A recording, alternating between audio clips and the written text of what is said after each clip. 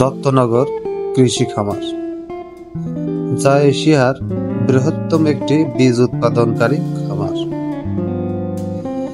এই খামারটি ঝিনাইদহ জেলার মহেশপুর উপজেলার বিশাল আয়তন নিয়ে 1940 সালে প্রতিষ্ঠা করেন হেমেন্দ্রনাথ দত্ত। তার নাম অনুসারেই এই কৃষি খামারের নাম রাখা হয় দত্তনগর কৃষি খামার। এই খামারটি 3000 একর জমির উপর অবস্থিত। তিনি ছিলেন একজন ঠিকাদার। তিনি দ্বিতীয় বিশ্বযুদ্ধের সময় ব্রিটিশ সেনাবাহিনীর সবজি সরবরাহের ঠিকাদারি লাভ করেন।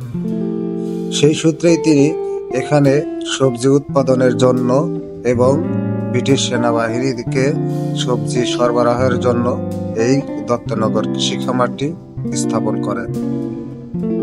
1947 সালে যখন দেশ ভাগ হয়ে যায়, তিনি এই খামারটি ছেড়ে কলকাতা চলে যান। এই দত্তনগর কৃষি খামারটি 5টি ব্লকে বিভক্ত: মথুরা, খড়িঞ্চা, পাতিলা, গোকুলনগর, কুশডাঙ্গা। এই 5টি ব্লক থেকে বিভিন্ন প্রকার বীজ উৎপাদন করা হয়। তো আজকে আমরা এখানে ঘুরে ঘুরে দেখার জন্য এসেছি। তা আমরা এই খামারের বিভিন্ন অংশে ঘুরে ঘুরে দেখার চেষ্টা করব।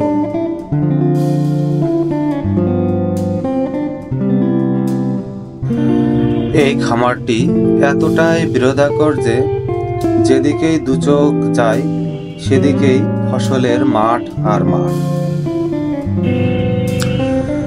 এই খামারের ভিতরে প্রবেশ করলেই আপনারা দেখতে পারবেন ফসলি জমির মাঝ দিয়ে যে সরু রাস্তা এবং রাস্তার দুধারে সারি সারি লাগানো গাছগুলো এই খামারের সৌন্দর্য আরো বাড়িয়ে তুলেছে।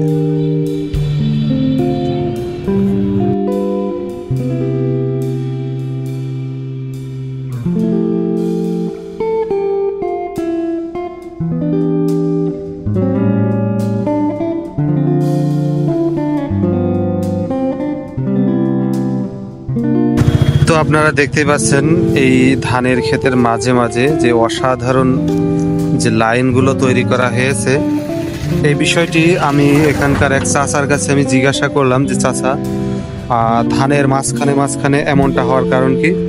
তখন উনি আমাকে যে উত্তরটি দিল তার নিজের মুখেই শুনুন। আসসালামু আলাইকুম চাচা, ভালো আছেন? আপনার বাসা কি আশেপাশেই নাকি? আশেপাশেই। আচ্ছা আচ্ছা, ও গ্রাম ফতেপুর না? আচ্ছা, তো আপনার এই যে ধানের মাঝখানে মাঝখানে যে সুন্দর সুন্দর যে লাইন তৈরি করা, এটা কি কারণে এই লাইনটা তৈরি করা? ওই যে উঁচু যে সুন্দর সুন্দর যে লাইন এই যে পাতলা করে আছে, এটা পুরুষ ধান, আর খুলে খুলে ওগুলো মেয়ে ধান। মেয়ে ধান। আচ্ছা আচ্ছা, তার মানে বোঝা গেল যে এই যে সুন্দর যে লাইন যে ধানের আছে শীষ যেগুলো বেশি চলে আসছে লম্বা লম্বা, এইগুলো হচ্ছে পুরুষ ধান। পুরুষ ধান।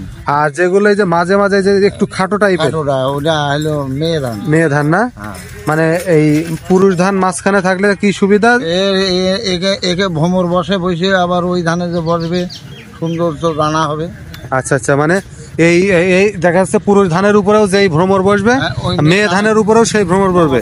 এই আচ্ছা বসার ফলে আপনার এই মেয়ে এবং পুরুষ ধানের একটা মিলনটা তৈরি হবে। ফার্মের ভিতরে প্রবেশ করার কিছুক্ষণ পরে আমরা দেখতে পেলাম একটি পুরাতন আমের বাগান। এই আম বাগানের প্রতিটি গাছই সারি সারি লাগানো, আর এই সারিবদ্ধ আমের বাগান এই বাগানটির সৌন্দর্য আরো বাড়িয়ে তুলেছে। খামারের মাছ দিয়ে সরু রাস্তা দিয়ে আমরা এভাবেই চলতে লাগলাম এবং খামারের সৌন্দর্য উপভোগ করতে লাগলাম। তো আপনারা দেখতেই পাচ্ছেন এখানে আমাদের মতো আরো অনেকেই দর্শনার্থীরা এসেছেন এই খামারের সৌন্দর্যকে উপভোগ করার জন্য। তো আমরা শুনেছি এই জায়গায় অনেক বড় একটি বট বৃক্ষ আছে যার গোড়া খুঁজে পাওয়া যায় না, যেটা কিনা কয়েক একর জমির উপর অবস্থিত। তো এই মুহূর্তে আমরা সেই বট বৃক্ষের দিকেই এগিয়ে যাচ্ছি। আমরা চলতে চলতে সেই বটবৃক্ষর নিকট চলে এসেছি। সামনে যে এই রাস্তার শেষ মাথায় যে বাগানটি দেখতে পাচ্ছেন, এইটাই সেই কাঙ্ক্ষিত ঐতিহাসিক বটবৃক্ষ। তো আপনাদেরকে এই বটবৃক্ষের চারিপাশ ঘুরে ঘুরে দেখাবো। ভিডিওটি ধৈর্য ধরে দেখতে থাকুন।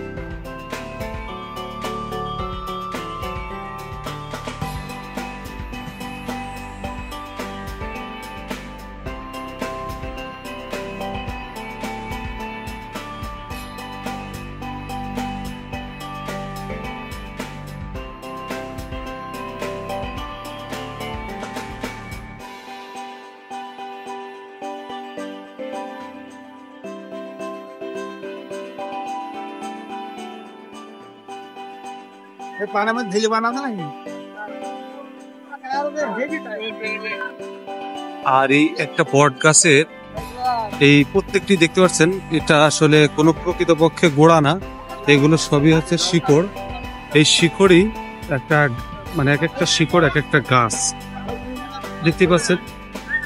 অসাধারণ এবং অনেক বড় একটা বাগানে রূপান্তরিত হয়েছে এই একটা বট বাগান।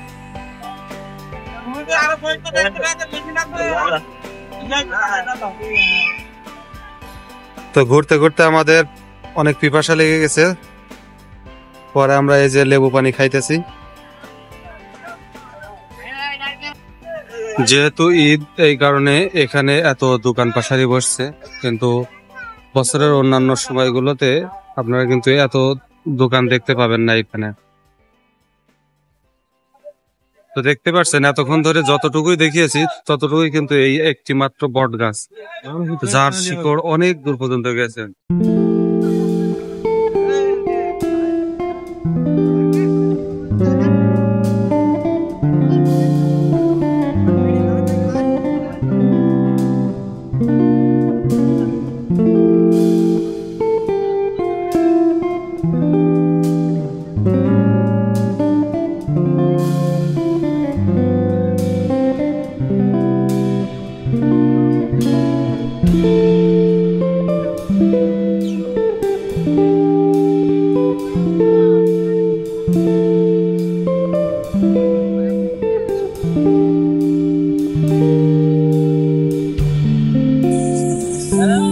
দেখতেই পাচ্ছেন এখানে একটি ছেলে গরু খাওয়াইতেছে।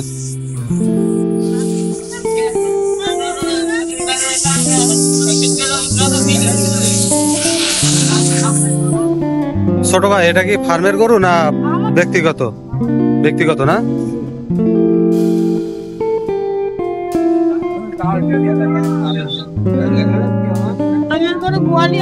আচ্ছা, তুমি ঠান্ডা পানি খাবা?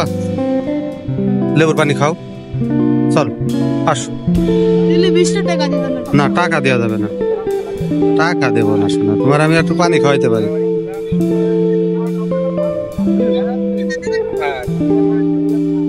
শুনছেন কথাটা?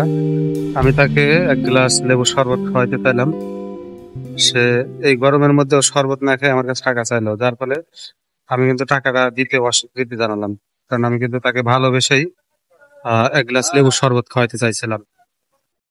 এই ছেলেটি আমার কাছে টাকা চাওয়ার পরে যখন পায় নাই, ও চিন্তা ভাবনা করে দেখছে যে দুই দিকে লস হইতেছে, যার কারণে ও দেখতে পাচ্ছেন যে পরবর্তীতে আবার ও ফিরে আসছে, এসে আমারে বললো যে আমি শরবতই খাবো, আমাকে শরবত কিনে দেন।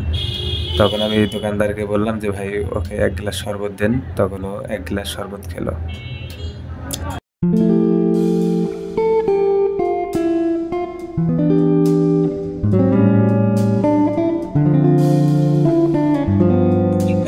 এইগুলো হচ্ছে সিজনের শেষে যে ধানের বিচালিগুলো হয় গরুর খাওয়ানোর জন্য, এগুলো সংরক্ষণ করা হয়। আপনারা গ্রামের যে কোনো এলাকায় গেলেই এগুলো দেখতে পাবেন যে এইভাবে তারা গরুর বছরের খাবার সংরক্ষণ করে এইভাবে।